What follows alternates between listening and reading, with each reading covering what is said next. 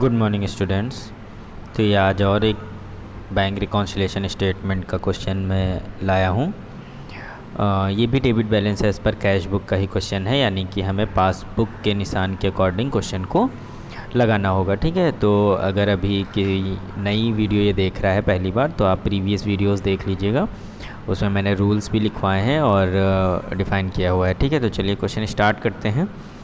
तो जैसा कि क्वेश्चन में आप देख रहे हैं, लिखा हुआ है 30 जून 2013 को रोकड़ बही का बैंक कॉलम 49,000 का नाम शेष दिखाता है, यानी डेबिट शेष दिखाता है। ठीक है, तो अब कैसे इसमें साइन हम लगाएंगे, पहले अपनी कैश बुक के, फिर देन उसको चेंज करेंगे। तो देखिए, पहली एंट्री है, श्याम के 9,000 और मोहन के 15,000 के चेक जमा किए गए थे लेकिन 30 जून तक संग्रहित नहीं हुए।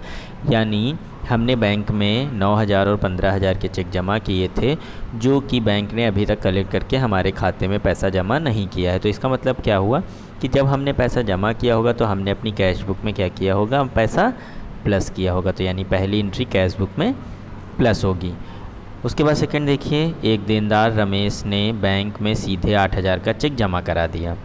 तो अगर कोई डायरेक्ट बैंक में पैसा जमा करा देता है, उसकी सूचना हमें नहीं है, तो हमने अपनी कैश बुक में इसको माइनस कर रखा होगा और बैंक ने प्लस कर रखा होगा।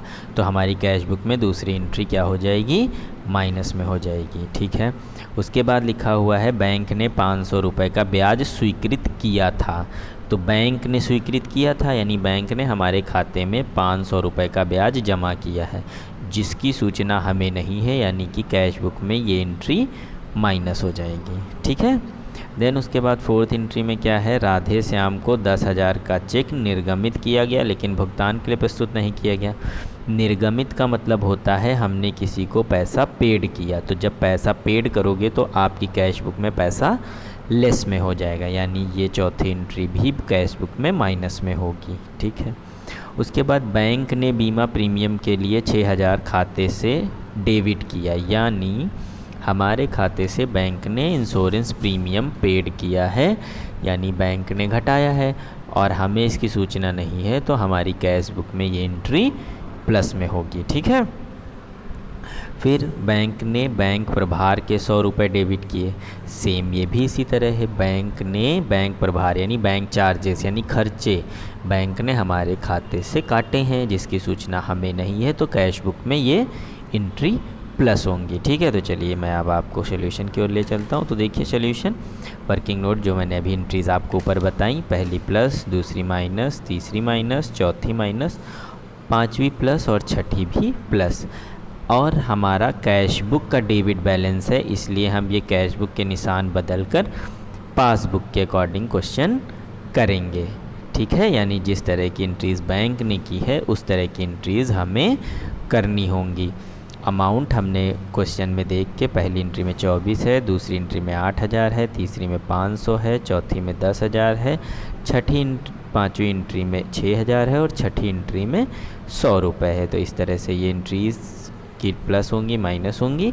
लिख गया है, 3 एंट्री प्लस की हैं, 3 एंट्री माइनस की हैं और अमाउंट लिखा हुआ है। तो चलिए क्वेश्चन हम कर देते हैं।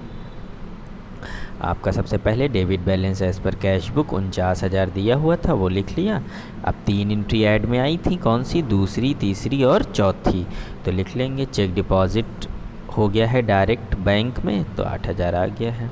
इंटरेस्ट अलाउ किया है बैंक ने, तो हमने 500 लिख लिया है, कैश बुक में नहीं लिखा गया था, अब लिखना पड़ेगा।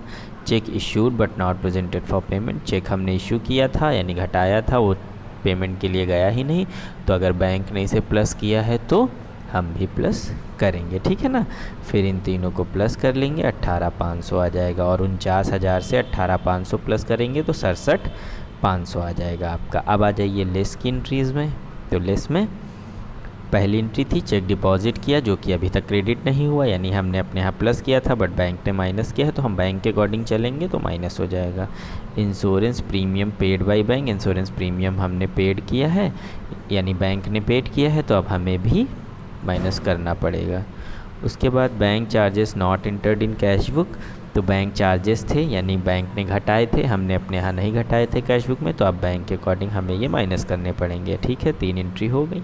अब 24,000, 6,000 और 100 रुपये जोड़ देंगे तो 30,100 आ जाएगा। ठीक है, फिर 67,500 में से 30,100 माइनस करेंगे तो आपका 37,400 आ जाएगा, यानी 67,500 से आपको 30,100 माइनस करेंगे तो आपका 37,400 क्रेडिट बैलेंस एज पर पासबुक आ जाएगा। ये अपोजिट आता है, जैसा कि मैं पहले भी बता चुका हूँ। ठीक है, सभी लोग अच्छे से वीडियो देखिएगा और अच्छे से समझ में आएगा। और अगर कुछ डाउट है रूल्स के अकॉर्डिंग या किस तरह ये प्लस माइनस करने, तो आप मेरी जो पहले की वीडियोस हैं BRS की, बैंक रिकॉन्सिलिएशन स्टेटमेंट की, चैनल पे पड़ी हुई, वहाँ देखिए, समझ में आ जाएगा और अच्छे से। और कोई डाउट हो तो आप मुझे मैसेज करिए, कमेंट करिए, शेयर करिए वीडियो। Okay, good bye.